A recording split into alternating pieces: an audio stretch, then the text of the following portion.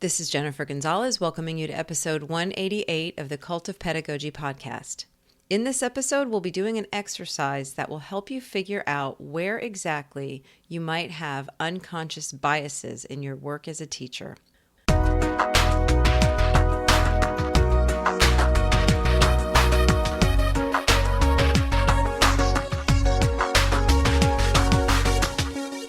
One of the first things people often hear when they begin working toward becoming anti-racist teachers is that they need to do the work on themselves, to identify their own biases, examine them, and try to correct them. And while most people are open to this idea in theory, they may not all have a clear idea of how to go about doing that work. My guest today is going to help us with that. Educator Hedreich Nichols, who you might know from the Small Bites Equity series on YouTube, has recently written a book called Finding Your Blind Spots: 8 Guiding Principles for Overcoming Implicit Bias in Teaching. She was a guest on episode 140 of the podcast when we talked about some of the ways our well-intended strategies for celebrating diversity can go wrong. Today, she's going to walk us through an exercise to help us find our own blind spots, our own internal biases, and then start working on addressing them. Support for this episode comes from ListenWise, providing short, high-quality, age-appropriate podcasts for grades 2 through 12. Save time with pre-made lessons designed to build students' background knowledge and academic vocabulary. Keep students on grade level with scaffolding and differentiation. It's great practice for meeting listening and speaking standards. With ListenWise Premium, you get comprehension tools like quizzes, interactive transcripts, a text-to-speech toolbar with Spanish translations, graphic organizers, and more. Perfect for English language learners. Sign up for free at listenwise.com. This episode is also sponsored by TextHelp. Understanding and being understood is vital for all of us. When we understand, we are more confident and more likely to succeed. But everyone's brain works differently. We don't all read, write, and think in the same way. The average reading age is lower than you'd expect. Millions have dyslexia, and huge numbers of people just struggle with text in some way. The folks at TextHelp believe that everyone deserves to understand and be understood.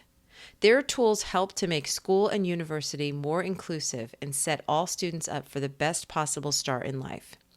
Read and Write is their literacy support toolbar that offers help with everyday tasks like reading text out loud, understanding unfamiliar words, researching assignments, and proofing written work. And the best part is, Read and Write is free for teachers. Get your copy at text.help/pedagogy.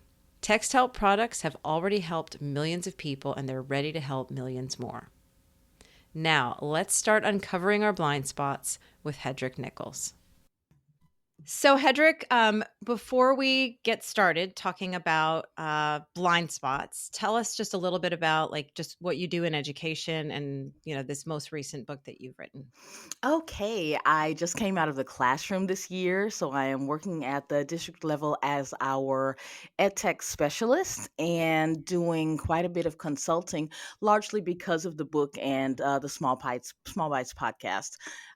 Finding Your Blind Spots is a book that has kind of grown out of my work, where I put together 8 guiding principles for teachers who are looking to be more inclusive, more, my favorite word, culturally responsible teachers. And I did have to check that with you because you have written a blog post for that to accompany what we're going to talk about today. And you in there you said culturally responsible, and I said, "Is that what you meant to say, or did you mean to say responsive?" So tell me a little bit about that decision. I like it. You know, responsive is great. It means that you are responding, response to intervention, responding to stimuli. But being responsible implies a kind of forward thinking, a kind of ownership that being responsive does not. And so I like responsible because it means that I am taking ownership of being more culturally literate, more inclusive, seeking out sources so that I can understand more about diverse Mhm. populations. All of those things are my responsibility under my umbrella of ownership. Yeah, I love that. I love that. So, okay, so here's what we're going to be talking about today.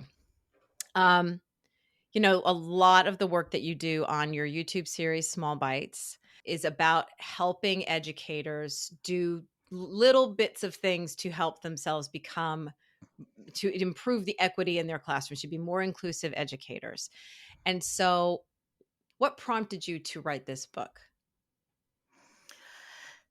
Seeing that, the podcast and Small Bites YouTube series, those are good. They're small bites, Mm, but giving somebody something I mean, we're teachers. We like to have something in our mm, hand that we can highlight mhm, and circle and put little sticky notes in. And so the book is really quite honestly, it's a quick and easy read, and it's a workbook. There are pullouts, there are things to fill out. You can get a journal to accompany it. So it really gives you a sense of being able to not just listen and kind of process and say, oh, that's a good idea, but really to have kind of an accountability piece so that you can look and start. The first chapter is about belonging, and really everything we talk about equity, but what it really comes down to is empathy and belonging. How do we put people in our in groups and our out groups? mhm, Who are our us's and who are our thems? mhm. And all of that, I'll say that's kind of hippy dippy stuff because it's a lot of reflection. And the book really gives people not only things to reflect over, but it gives you things to write down. It lets you make lists and gives you a real good place to, um, here's a word, cement Mm, what your work is at becoming a more culturally responsible okay. educator. And so before we get into this, because what we decided to do instead of just sort of talking about uncovering blind spots was to actually we're going to be walking teachers through an exercise today, 8 questions that the people listening right now can ask themselves to do that reflection. So people listening may want to actually stop after each question, do some writing, do some thinking, and then, hit the pause button again. But let's talk for a minute about what is this concept of a blind spot.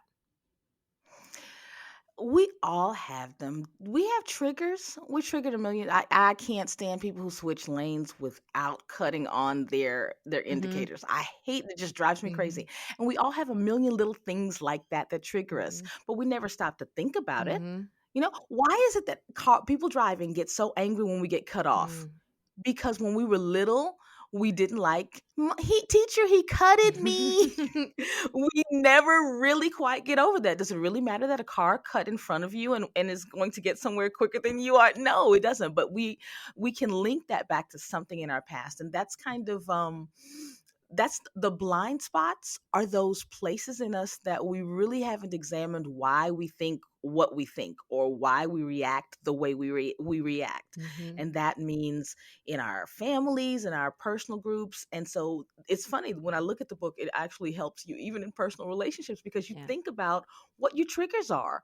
And oh, I never knew that. But people who are labor hogs, label hogs, Mm. I hate that. Hmm. Well, why? Hmm. You know what I mean? Why do you think that? People who conspicuous consumption is a trigger for you. Why? Right. And that because you're putting, if you see a kid who's got a Gucci bag, you're automatically gonna roll your eyes and think, one of those. You probably don't know because it's something that's in passing, Yeah. but it will affect the way you build a relationship with that student. So blind spots are those spaces those little places in our brain that we just automatically react, but we never stop to think about, wait a minute, that wasn't kind. Why did I think Yeah, that? you're telling yourself a story behind every time someone cuts me off in track. I immediately assume that they are selfish and aggressive, and not that they just didn't see me, but the story is always something about them that is like a moral failing. So, Yeah, yes. and it's funny you should mention that. I have started to tell myself, I bet they didn't see me Hmm. just like I've done that Hmm. so many times. I've just started to say that to Yeah. myself, and it helps with my own aggression, Yeah. which just changes a lot of things for a lot of people. Like when I get home, the family's not mad Right. because I'm Yeah. mad. And in the past, particularly in the past year and a half, since there's been such an uptick in general awareness of anti-racist education and, everyone sort of like, quote, doing the work, which is a phrase that kind of rubs me the wrong way at this point because I feel like people need to actually explain what that means. This is the kind of thing I think, and correct me if I'm wrong, that we're talking about when we say people need to do the work. And the piece, I believe, would it be safe to say that blind spots could be almost the same as just internalized bias or implicit biases? Absolutely. Okay. Absolutely. And I like it especially because right now, saying bias is a bad word. Right. So may hopefully blind spots will let some people hear the concepts without throwing up Right. walls. And it's a lot more. I think when people react to that, their first thought is, well, I'm not racist. I don't dislike this other race because of their race. But it's like you're taking a fine tooth comb with this book and saying it is a lot more complex than just a person's race and you saying good or bad. It's got a lot more like, it's more granular than that, Oh, basically. it's so much more Yeah. granular. My favorite story to tell when I consult is that I had a thing with Mean Girls. It goes back to an experience I had in the 8th grade. Hmm. And I was teaching years before I realized there's a wall that comes up. Nerdy girls can be quiet, girls can be mean too. Hmm. It's not just the mean girls, the loud mean girls who are mean. Right. You know what I mean? And that revolutionized some of my relationships with With my your kids. students, yeah, it sort of opened up your ability to connect more with these girls that you assumed based on certain markers that they were mean girls. Yeah. That's right. And I no, there was things that let me know they were definitely mean girls, but Yeah, that did not mean that they were always in the wrong, and the quiet girls who were possibly also mean, who didn't display the yeah. behaviors, were not also mean. And the thing about that is that has nothing to do with race. It all really comes back down to belonging and Mhm. how we in group and other. The teacher who's a science guy probably might have a problem with the coach Right. because all of his life in school he was necked by the coaches, Mhm. and those are relationships that influence how we teach because we're working as a team. So yeah, fine tooth comb is a good thing. Yeah. That's a good way to describe So that. here's what we're going to do. We're going to go through the questions one at a time. And then, so that we don't leave people hanging, the next step is going to be you're going to sort of talk about what do people do with the feelings that come up when if they really honestly answer those questions for themselves. And then finally, you've got some next steps that people can take to start, improving the areas where they have blind spots. So Yes. let's get started with the questions. What is question number one? Oh, you want me to go? Okay, Uh, good. All right, I was down at the bottom of the thingy, but so question number one, I got it. How diverse is your personal circle, and why does it look like it does? I find, for example, in a Title I school, when I teach there, there is often enmity between the Black and Brown students and newer white teachers who have maybe not yet Mm, experienced a lot of diverse populations. And I know it often, and also it's because my kids have not had a lot of experience with white people. mhm. And they'll go, that white lady said, you know what I Yep. mean? And I understand it because I know what it's like to come, to be, I've danced between those two worlds Yeah. all my life. And so being able to have a circle that is diverse. And when I say that, I mean, do some other things, go some other places, visit some other restaurants, Mhm. try a new playground, just so that your world is not a bubble. Right. And the more, it's kind of like if you only eat steak and potatoes and hamburgers and french fries, then you are going to be a steak and potato, hamburger and french fry person. But if you try sushi, or if you try Thai, or if you try Mediterranean, Indian, you might have you develop different tastes. You develop more than salt and pepper. You get into cardamom and other flavors. And this is that kind of a thing. It just really means having a circle doesn't mean that you are elitist or racist or any other ist. It just really means that you live in a bubble and you don't have a lot of experience with other things. So broaden those experiences to include other people and experiences in your bubble. Okay. And so this first question is really asking people to look at who you spend time with, mostly sort of outside of required time. So, yeah, maybe you teach with diverse people or your students are, different races and ethnicities than you, but in terms of your chosen free time, it's all with people who are like you, ethnically, religion wise, in terms of sexual orientation and gender, in terms of economics, they're very much like you. And Mhm. so examine those circles. And I think that advice is so good because you just get so many different layers from people when it's on a more informal basis. Yeah, and there's so much great food. I mean, seriously, I always say start with food. Mm, You know what I mean? mhm, And go to a restaurant where locals go to. You mhm. know, when I eat Mexican in the Dallas Fort Worth area, I don't go to. I don't want to talk about anybody, but I go to the mom and pop Mhm. shops, and I can't read the menu, and sometimes there's a language barrier. But I pull out my Duolingo Spanish and I work Yeah, through it, and that gives me the experience of stretching myself in when it comes to language. It gives me the experience of being in another cultural environment, no matter how tiny, even though it's just a little mom and pop shop. It also gives me the opportunity to see what it's like to not be in a mainstream setting that where I can move yeah, comfortably. And just knowing that, being able to struggle with the menu helps you understand parents who have to come to yep, your parent teacher meetings and struggle with language. mhm, That feeling hesitant, feeling, oh, I don't understand, oh, they're gonna think I'm stupid. All of those things you learn just by going to grab mhm. some It's food somewhere humbling, else. it's So yeah, yes, yeah. Okay, so question number 2. who are the quote unquote others in your life? And I love this word. I did a podcast with Tom Schimmer. He calls it otherism. Mhm, I'd never heard that, but I like that word. Othering is what we naturally do when you're a baby. Everybody other than your mama is another. mhm, And then your circle includes family, and then maybe your circle includes the people in your neighborhood or your place of worship. So othering is what you do. It gets really bad in middle school. yeah, Then we really kind of dig in between fourth and eighth grade. We dig in and we have our us and them. And why are they talking to us? Why mm, are they sitting at our lunch table? mhm, So othering has simply to do with who we consider us and who we consider them. mhm, And that has nothing to do with race or identity.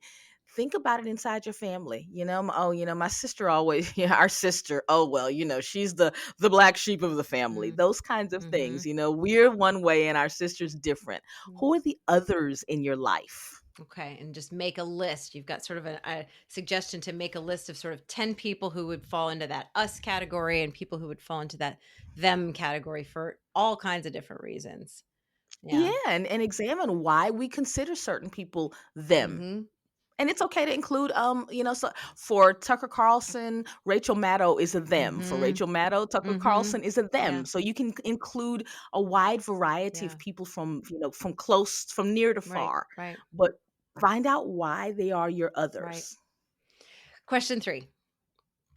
How often do you use Mm. generalizations? And I love this one because even though we've kind of learned that we should use a person first language, Mhm. for example, the child with dyslexia, Mhm. we say sped kids. Mhm. Like it's like it is our given right to say, Mhm. the sped kids. Mhm.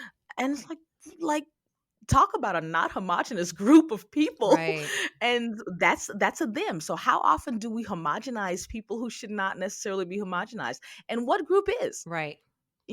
the LGBTQ community? That's why they Yeah, have to keep okay. adding initials to it because it's like, "Ah, wait, there's another layer here." Yeah. Yeah. Exactly. So just really find out how you think about how you use generalizations, and even like close things, like we say teachers, they, Yeah. the administration. Yeah. Parents, I Oh, mean, I we hear and it with teachers a lot. We just say, "Oh, parents aren't gonna like this," and it's true. I mean, the thing is, those ideas come from somewhere, but there are so many parents that don't fit that mold, and yeah. Yep, and we other parents a lot. I think that the COVID was good for that because we Mhm. had to work more closely with our Mhm. parents. I know for me there was a really good shift. But Yeah. yeah, I mean, I've heard teachers say, "Yeah, I love teaching except for the Except for parents." the parents. I know I've seen it a lot of times too. Teachers will do it with whole classes of students, whether it's like, oh, my sixth period, or it can be, I'll remember 2 years ago that one class, they were so great or they were so awful. And it's like, if you actually looked at the individual faces, you're probably mostly talking about 15% of them who just had a strong presence. And there's lots of other kids that didn't fit that description at all, but they all get lumped together. No, no, no, no, no, no, Jennifer. There was really that one class. The class when you said that, a class popped up and I Right? started to really go through and I said, "Oh my God, no." But that was an anomaly. Yeah. Literally, that was an anomaly where probably it was more like 70%. You know, well, see, okay, but then sometimes when I think about like, oh my gosh, like my worst class period ever, I think about, and if I really think about the 4 or 5 kids who were sitting in that mix the whole time, basically just like, please just educate me. I'm just here, like not doing anything, and they just end up getting lumped in and receiving the same consequences as everybody else in that group, because and sometimes that would help me reset my attitude, because it was like, Jen, it's not everybody. It's a lot. But, sometimes those strong personalities can just take over and kind of Quick side tip, yeah. what I did in that class was I pulled them over to my side of the room Mhm. and I started to whisper. Mhm. I literally started to Yeah, whisper yep. and just the whisper, just talk very softly. And those kids synced in, Mhm. and then all of a sudden, everybody else felt You're like they like, were "What are you missing out. doing over there?" Yeah, I've done something similar, yes. Oh, isn't So that that worked. funny? So if you got that class, there you go. All right. Okay, so that was, number 3. Number 4? What is your initial perception when you talk to someone with an accent? Oh, and right now, customer service, for example, is outsourced a Yes, it lot. is. And I know as soon as someone comes on with a Spanish accent or an Indian Mhm. accent, we probably think, "Oh God, they're not gonna understand." We do, Yeah. and I lived in a foreign country for a long time, and I was that person, Mm, and it humbled me. yeah. So just because they have an accent does not mean that they are not intelligent. It has nothing to do with the content that the customer service they can provide or the content that they can understand. It simply means that they have an accent. Um, That's all. so that is something else to watch out for. Number 5. Number five, would you consider the integration of diverse historical perspectives best practice or wait, let me start that one over. Would you consider the integration of diverse historical perspectives? I can't say the sentence. One more time. Would you consider the integration of diverse historical perspectives best practice or divisive politics? Um, that's a thing that, of course, right now it's a Mhm. hot topic. The Mhm. whole CRT coming up on the election, Mhm. it's a real hot. It's a CRT is a buzzword, Mhm. and then there are lists that talk about other things like gender politics, identity politics, talking about diverse perspectives from a historical standpoint, or examining current events through multi perspective, a lens of multi Mhm. perspectivity. Those things are considered off the table in a lot of classrooms in a lot of states and on a lot of campuses. So would you consider that? For example, looking at the story of the Powhatan, that's who was there in Jamestown when the Pilgrims settled, as well as the settlers' story, because those are two different sides. When Mhm. we say cowboys, Indians, we think of Indians are the bad guys. Mhm. But the question is, what were they thinking? This was their land, we came and took it. So what do you think about talking about those diverse Right. perspectives? Is that a good thing for you or is that a bad thing for you? Mhm. And really reflect over what your answer is and why. So what would be the answer to that question that would indicate a blind spot?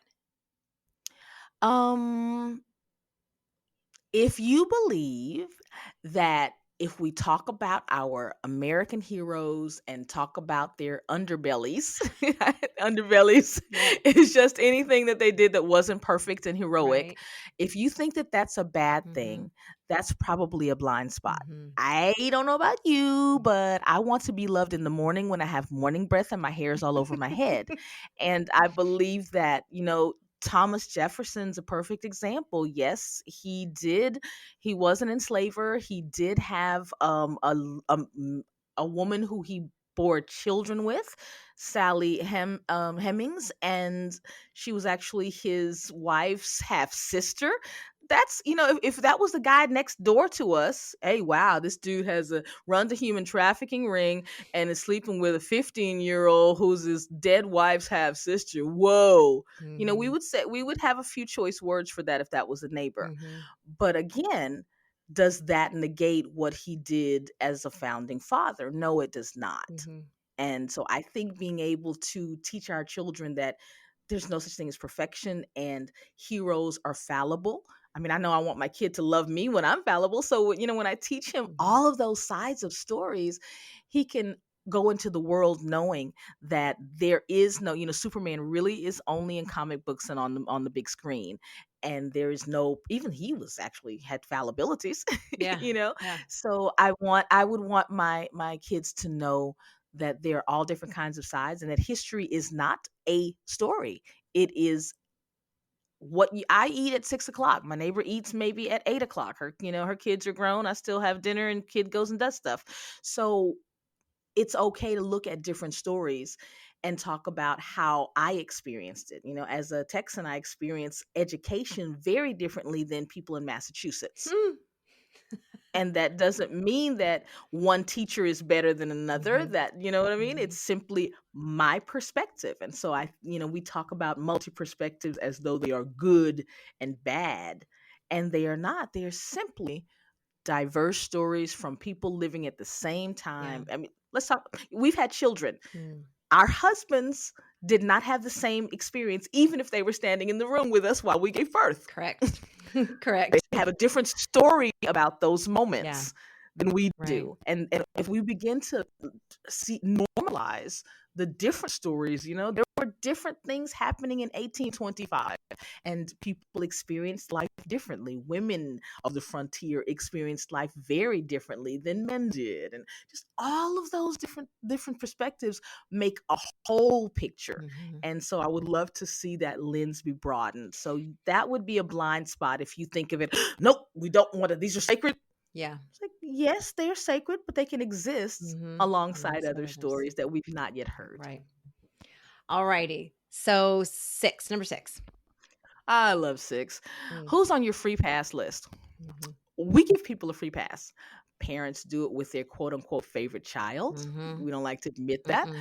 Teachers do it with that kid who's just, oh yeah, but they were just having a bad Yep. day, whereas the other guy, he's immediately at the office. Right. Who are your free pass people? Mm-hmm. People who we listen to, we see tweets and we think, oh, that wasn't so good, but oh, it's okay. And then someone else writes something and then you go, ah, that's just awful. Right. How can they put that out there in public? So who are we giving a free pass to? List some people. It can be friends or students or public figures, and see why you tend to write their failures, or why you tend to excuse their less than stellar behavior. Yeah. I'm thinking that if I'm someone who's listening to this for the first time, I think there may be some people who are going to hear this and their first reaction is going to be, nobody, I don't give anybody a free pass, but at least put that thought in your mind and watch yourself over the next week. Because you That's might good. suddenly realize, you know what, that person just did something that would have really upset me if someone else did it. But no, I know what her intentions are. It's fine. Yeah. And And I'll say, pick your favorite um public figure mm-hmm, and check their Twitter feed or Facebook feed. And if you can, I mean, some people are so mean so often online. mm-hmm, That's a good place to check and see if you think, oh, well, that's not so bad. yeah, You know what I right. mean? And then think about it. What if my child had said this to grandma? Yeah, Seriously, right, what if what if I'm a kindergarten teacher and I said use your kind words? Does this fit? right. Use your kind Yeah, words. yeah. Number 7. Number 7, when do you tend most toward non-acceptance and judgment? Is it cultural differences? Is it the LGBTQ gender thing? Mm-hmm, Is it, mm-hmm. religion? I've been following the Ketanji Jackson hearings, and the triggers are very, very, very evident for the people who are questioning. Yes. And what are your triggers? Are they cultural? Are they, everybody wants to do the CRT thing right now on the questioning. That's a trigger Yeah. for the people who are doing questioning. So what are yours? Okay. Question number 8. Last one. Number 8, how much cross-cultural literature do you read? And I'm going to extend this, even though it's not in the article, to TV. Mhm. Generally we like heroines or heroes or protagonists who look like Yeah. us. Roseanne was so popular Mm. because good, solid working class family, Mhm. and people want to see themselves represented in what they read or see. How many times, if you're a Roseanne fan, how many times have you watched Blackish or Mhm. Mixedish Mhm. or any of those things? How many times? Most people have watched Fresh Prince of Bel-Air, Mhm. but that's kind of where it stops. How often do you read a book where the protagonist just doesn't look like you? Have you ever read the HBCU online newspaper? If you're a woman, I know I've read Vogue, but have you, if you are a white woman, read Essence? Do you have any idea what that looks like? Right. So, just how much cross cultural literature do you read in order to familiarize yourself with other Yeah. cultures? Because that's another way of kind of going back to number one. That's another way of broadening your Broadening your circle, and circle. it's a harmless one because you can. I mean, it's not scary at all because it's just you and your computer, and you can just kind of peek into what else is going on. I want to give a quick plug for TikTok.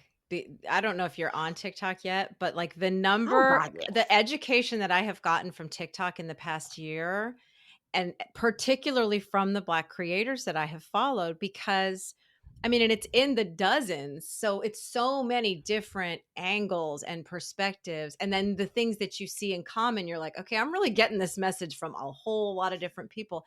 And it's so intimate. It is such an intimate platform because it's just usually their face talking. And so I would say even that, because it's not as polished as a TV show would be. And so you're really getting some raw stuff sometimes. Yeah. Yeah, and you get to, like you say, it's Yeah. intimate. So you really kind of get to know you go on Lizzo's TikTok, you get a whole nother vibe. I'm not following her. Yeah, I Oh, go need to. follow Lizzo. Yeah. Yeah, yeah, and it's funny that it's interesting you should mention that because the videos that are most popular, a lot of them on my TikTok are the ones where I lay in bed and say something. Like late at night, I'll be scrolling and I'll react to someone else's video, and those because it's that intimacy, Yeah. and I think people do feel a connection with your humanity, and that's kind of what we want to do when Yeah. we look at Black TikTok or Black Twitter Mm. or read an Essence or an HBCU publication online. HBCU, historically Black colleges and universities, Mhm. just in Mhm. case anybody Yeah. needs to know that. Yeah. So someone has heard these questions. I'm going to read them one more time just as a review. How diverse is your personal circle? Why does it look that way? Number 2, who are the others in your life? 3, how often do you use generalizations? 4, what is your initial perception when you talk to someone with an accent? I love the specificity of that one because it really, I think everybody can kind of like relate to that. It's cringy. Um, Number 5, would you consider the integration of diverse historical perspectives best practice or divisive politics? That is a mouthful, Hedrick. I don't know if you I stumbled told over it. you. Yeah. Number 6, who is on your free pass list? Number 7, when do you tend most toward non acceptance and judgment? And number 8, how much cross cultural literature, TV, movies, or social media do you read or consume in order to familiarize yourself with different people who are not in your circles? So a person has heard all this, and if they're being really honest with themselves, then they might be uncovering some areas where they're just like, oh, that's a problem. I do that. So then what do they do next? What should they do and not do? Well, the first thing they should do is be really, really honest. Yeah. You know what I mean? And make sure that you are in a space. Put it in a little piece of paper and put it under your bed. It's just for you. You know what I mean? This is not for you to show somebody. I don't think that, I don't know if Jennifer Gonzalez is going to do a workshop and she's going to invite you all to talk about it and share what you wrote. That's not what this is about. Mm-mm. This is for Mm-hmm. you. So know that it's for you. And I mean, there's some things that I don't like about myself. And some things that I want to work on about myself. And I don't get down on myself about it. I just make a plan. And so that's the big thing. If you found some things out that you think are, ooh, like you said, that's kind of cringy, Mm-hmm. then okay, what are you going to do about Right. it? Don't waste a minute feeling, oh God, I'm a terrible person. There are no terrible people. There are human people with fallibilities. We all have them. Yeah. Yeah, and then I got a list of next steps. All right. You also do mention in the post, this is the other side of guilt where somebody can sort of come to these realizations and then just go guns blazing out to sort of like, we've got to make a change. We've got to do something. So talk a little bit about that, you know, do not channel your inner Chuck Norris, okay? Just don't go out, oh my God, we've been doing this. And you show up at your administrator's door and you walk in and say, we've got to fill in the blank. Right. Just don't, because your awakening may not be someone else's.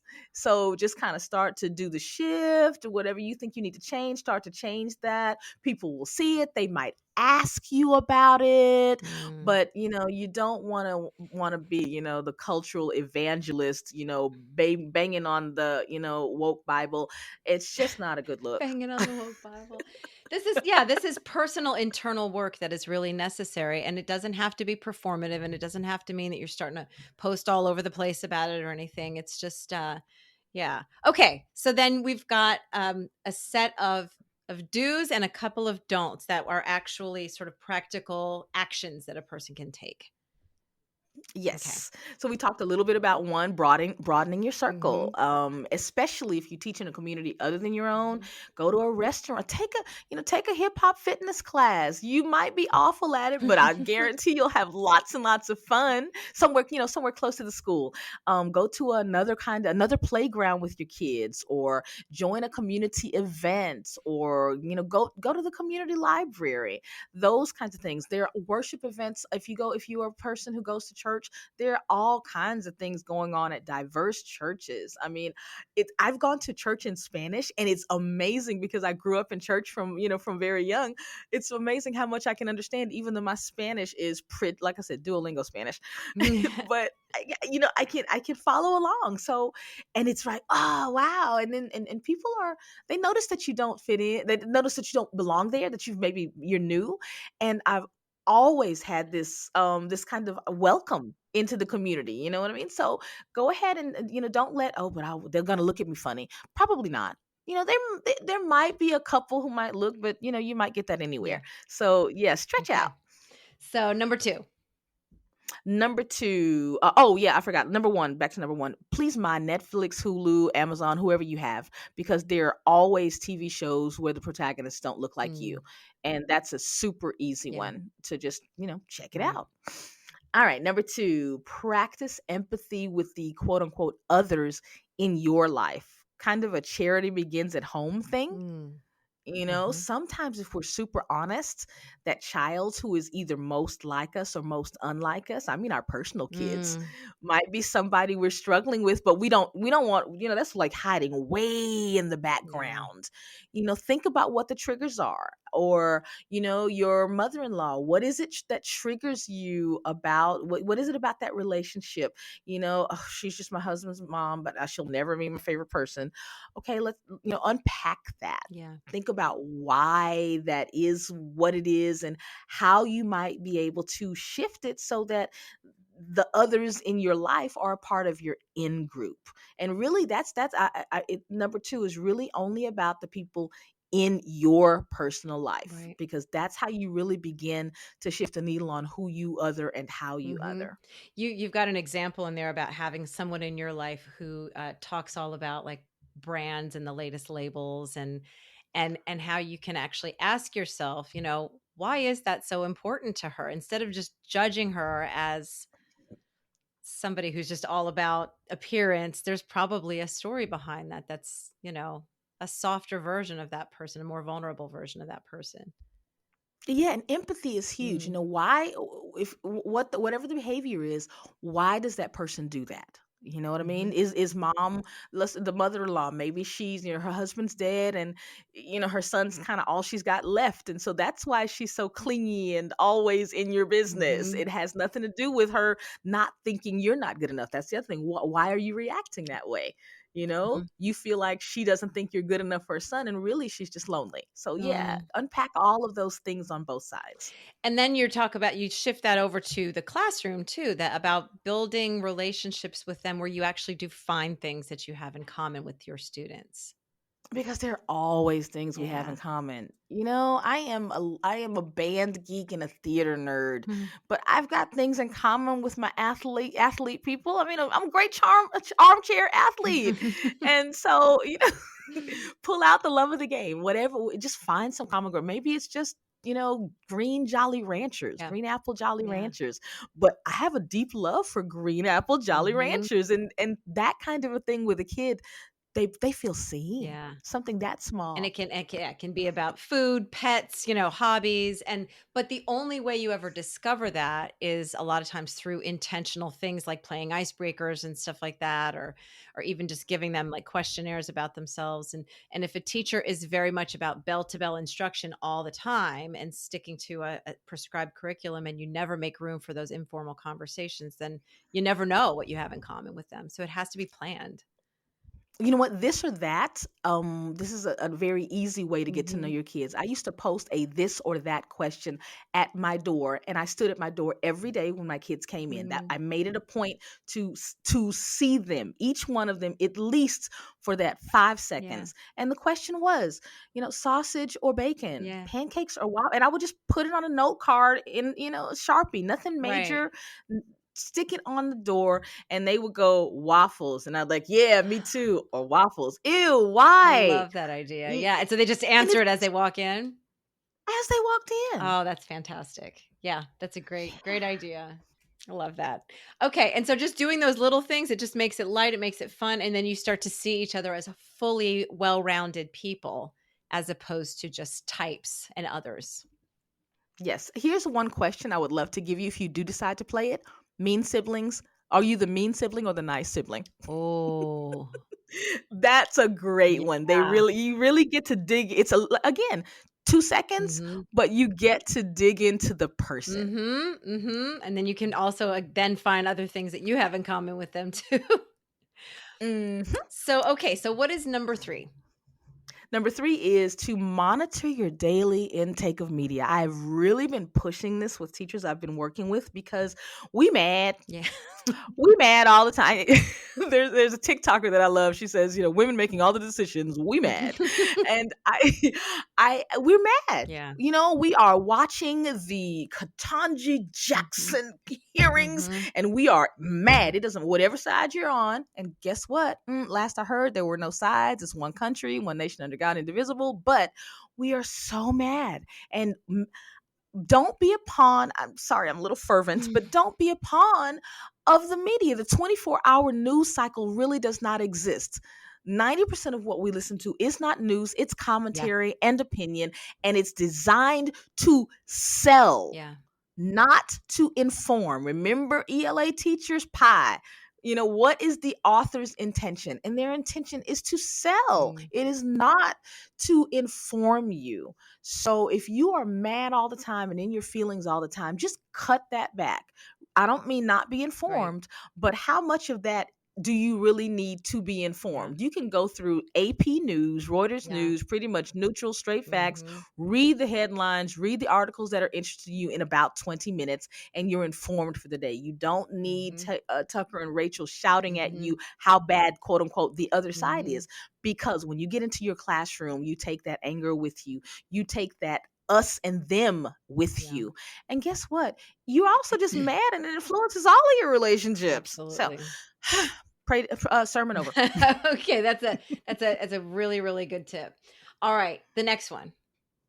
Work toward language inclusivity. Oh, wow. So, Mhm. this is the point We're that we're here. still kind of fine tuning because we got some things that all go under language and not Right. content. I tell you what's in there right now. AAVE, African American Vernacular Language, English. It is kind of like a patois. It has its own structure. It has its own peculiarities, and you should bridge that in your classrooms.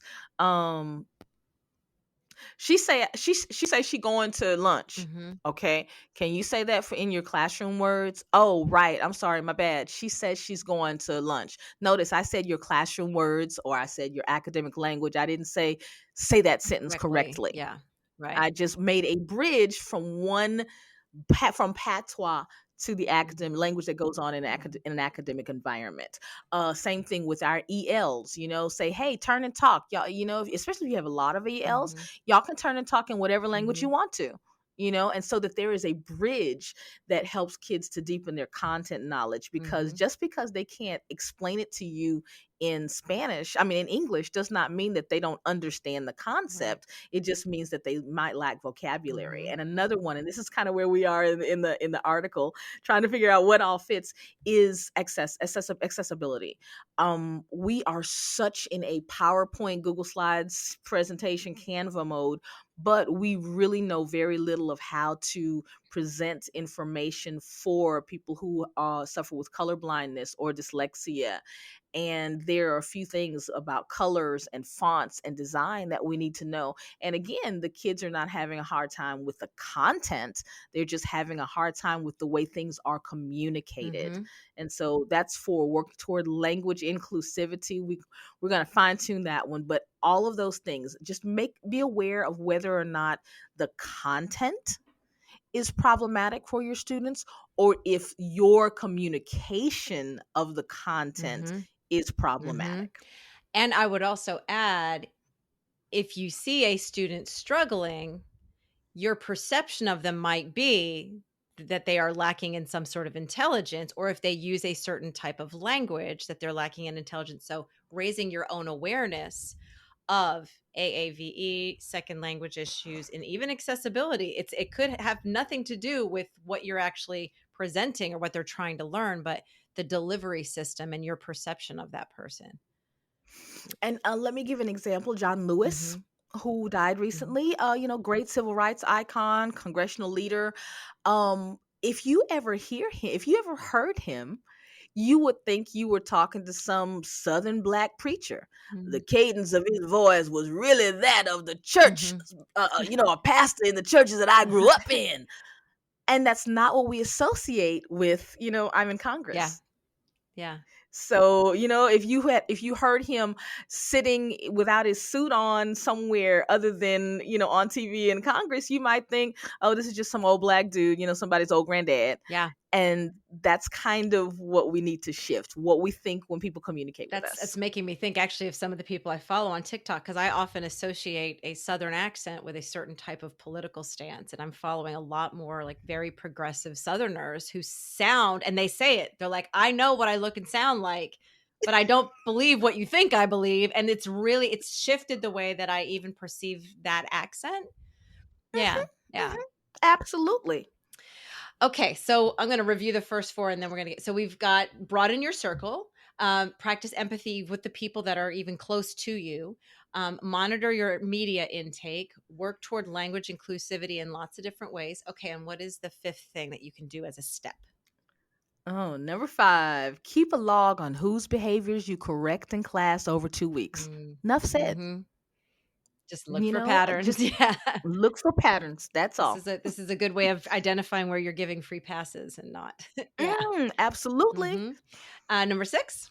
Understand that bias in classrooms is not confined to the biases of people in the classroom. Hmm. Remember that, again, pie. What is the author's purpose? Hmm. Who was the author? How did the author identify, politically, ideologically, religiously, gender? All of those things contribute to your perspective when you write. And it's not intentional sometimes. Sometimes it is. Sometimes it absolutely is. But sometimes it's not. But when you know those things, then you can sometimes say, um, there was a purpose. I'm sorry, I keep going back to the hearings, but they're just so kind of front and center right Right. now. Yeah. But they're all of the questions assume that the Katanji Brown Jackson Brown, anyway, God, I think what it's is her Brown name? Jackson. Ketanji Brown Yes. Jackson. Yeah, Ketanji Brown Jackson is a black woman first, Mm, a liberal mm, mhm. second, and the questions try to cast her in that Yes. light. They don't really try to take into account who she is as a lawyer, as a judicial expert, et cetera, et cetera. And we, when people write, if she were that person that they are casting, then that's what they're looking for. When she rules, is she going to be ruling from this Right. perspective? And that's what we want to look at in our books, our curriculum, the things that we read, Mhm. our media, what we consume in media. What is their perspective? Yeah. And there are some resources, one resource that you link to is All Sides, which is a good website in general, but they've got a media bias chart, and It just helps to sort of identify bias in materials. And all sides is great because it's been vetted by all Yeah. sides. Yeah. It's not just something that a group puts together. So, but they actually look for input Right. from all Yeah. sides. So those are the do's. And then you've got two don'ts. Don't assume that content knowledge is static. It was 1970 before female cadavers were actually examined, and we knew that you couldn't Wow. just give the same medicine and dosage of medicine to a woman, just giving her a little less, and we'll be fine. Hmm. So, now that we know, oh wow, the women's body is different. Cool, Hmm. let's examine that. So now, content knowledge is not static either. There was a time the world was flat, and then it wasn't, and Pluto was a planet, then it wasn't, then it is, and I can I never know. keep up. Yeah. Poor little Pluto. So content knowledge isn't static. Yeah. Keep up. That's why we have, when we do research, we don't use a source older than 10 years, Right. because things evolve, Right. and it's okay to find something new. I didn't. Do you think that when I went to school, I knew that Pocahontas was an actual person, or was based on an actual person? Hmm. No, Hmm. I didn't knew that. The Powhatan. Oh, right. There were people already here. Right. Hmm. Those were things that I learned later. And now that we have the internet, we have a lot more access to sources, things on nps.gov, Smithsonian. Those are great resources that have discovered and archived primary sources. Hmm. There are clips. Zora Neale Hurston has clips of Southerners singing blues from. Those are sources that we now have access Yeah. to. So content knowledge is not static. Right. And then what's the other don't? Don't get defensive. Don't get defensive. I think it's don't get suspicious, but same thing. When a student or staff member tells you something has offended them, or that wasn't, he's like, Miss Nichols, that wasn't right. Yeah. If you Mhm. hear that, stop, pause, and ask for an explanation. Why? Oh, I'm sorry. I didn't mean to offend you. Tell me what did I do? Can you explain? Can you give me some Yeah. context for that? Yeah. And I know we say, well, it's not their job to teach you. Yeah, it kind of is. If I'm offended, it is my job to explain to you why I'm offended, so that you can have context for that. And yeah, please don't try to explain it away. That's a big one. Okay. Well, I didn't mean anything by it. Right. Is that's not how it was meant. It's like, well, it doesn't matter. You didn't mean to step on my toe, but it hurt. Yeah. So, Yeah. so excuse me and go on. You've actually got a list here of statements that people often say when they are when something like this is brought up. Would you mind reading that? Because these are very common defenses. Oh, honey, pronouns. I don't know nothing about that. I'm old. Forgive me. Yeah.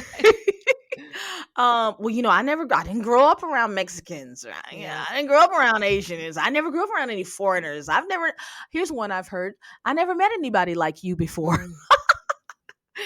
Mm. um, well, y'all change it all the time.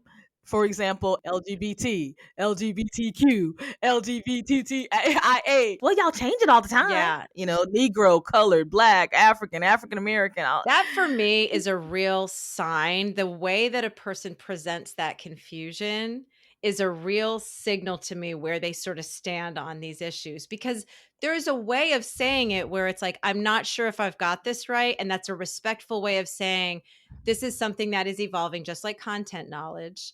And it evolves because new perspectives get taken on, and we refine our language, and understanding that that is a fluid thing is. But then when you say, "Oh, who knows what we're supposed to call them now?" That is like, ugh, like, or you can't And say that is. anything anymore, and it's just that's so disrespectful.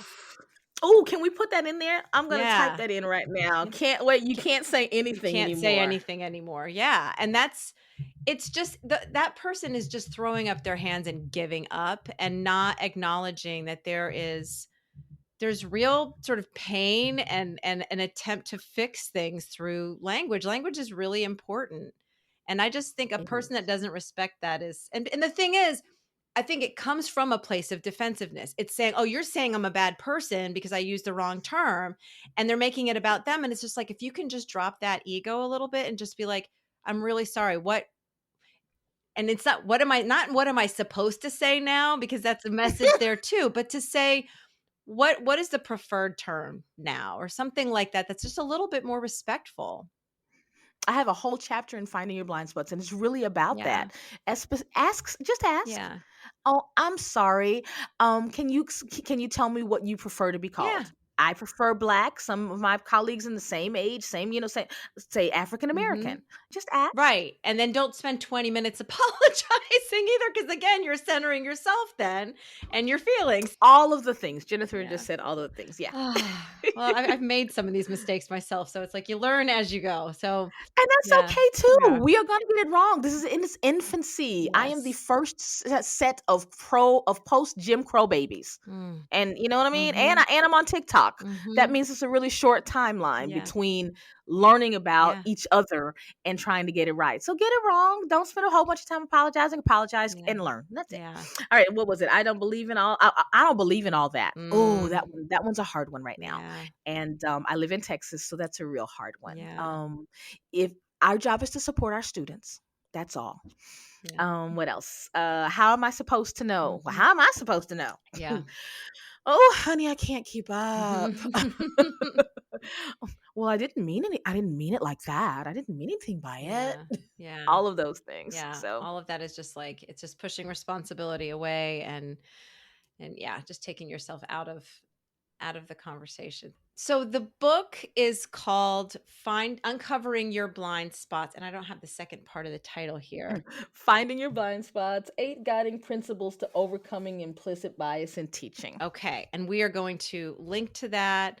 We're going to link to Small Bites on YouTube so people can watch all of your great videos. Oh, and actually, there's 65 of those, and I'm more on Anchor now.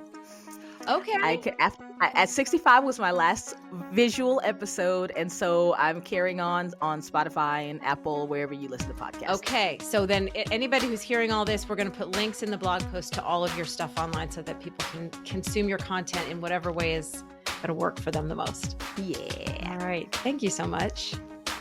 This has been wonderful. Thank you for having me. Thank you. We talked a lot longer than I was expecting to, but I didn't want to stop, so. To read Hedreich's written version of this exercise and find a link to her book, visit cultofpedagogy.com, click podcast, and choose episode 188. To get a bi-monthly email from me about my newest blog posts, podcast episodes, courses, and products, sign up for my mailing list at cultofpedagogy.com/subscribe. Thanks so much for listening and have a great day.